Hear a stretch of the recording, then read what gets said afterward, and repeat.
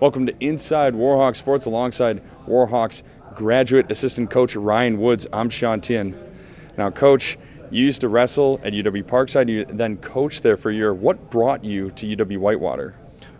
Basically, there comes a point in your career where you need to kind of move on and get something going for yourself. And Parkside wasn't the place for me to do that.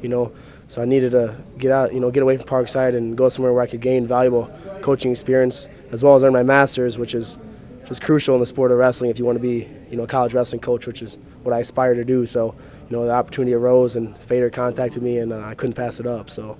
And how have you enjoyed your time so far here coaching at UW-Whitewater?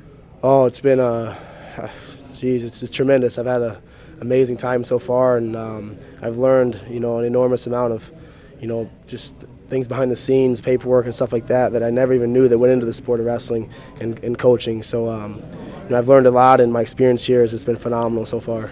Now, the NCAA Division III championships coming up very soon in Cedar Rapids, Iowa. 8 Warhawks are going to be wrestling at Nationals. Briefly tell us about each of these guys. Well, first off, phenomenal weekend at regionals. I mean, to get 8 guys through is amazing in this sport, and especially the region we came out of. To start off, Grant Sutter, you can't say enough about the kid. He's a stud.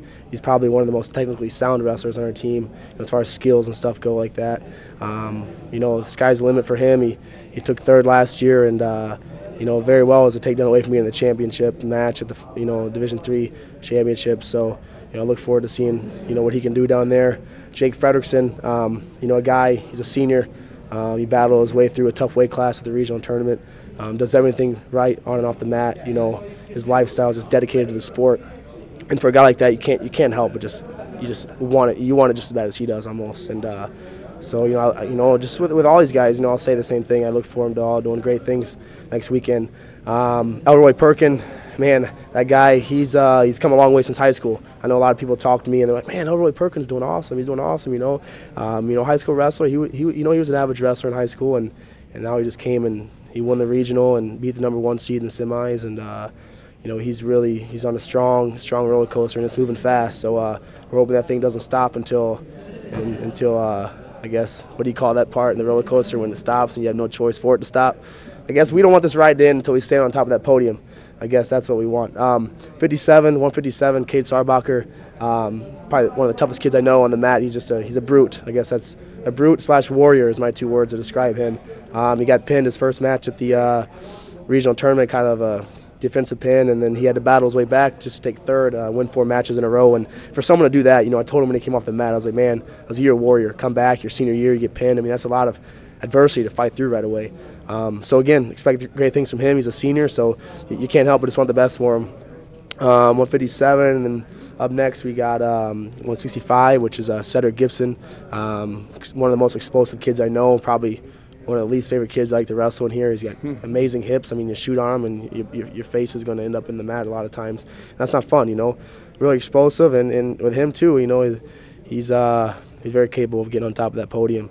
65, 84, Ryland Dunlap, probably the most talented kid as a freshman I probably ever had the opportunity to put my hands on. Very talented, can move, great kid, works hard, and he can almost surprise anybody. You don't know what he's going to do when he gets out there. And then 197, Shane Seifert. That guy, he's a competitor. I mean, he'll come in here in the wrestling room, and sometimes you kind of wonder, hey man, what's going on? But that guy, he goes out and competes, and you got to have guys like that in this sport. Come in the wrestling room and you step your foot on the line and you say, hey, let's go. He's ready to compete. And he's beat a lot of great kids this year, and there isn't one kid in his weight class I don't think he can beat. So. I'm excited for him. I work out with him a lot. He's one of my main workout partners here in the room, so I look forward to seeing what he can do next weekend. And then last but not least is our heavyweight, Anthony Edgar. Came out with a huge pin in the regional finals over a stud from lacrosse, ranked number 2 in the country.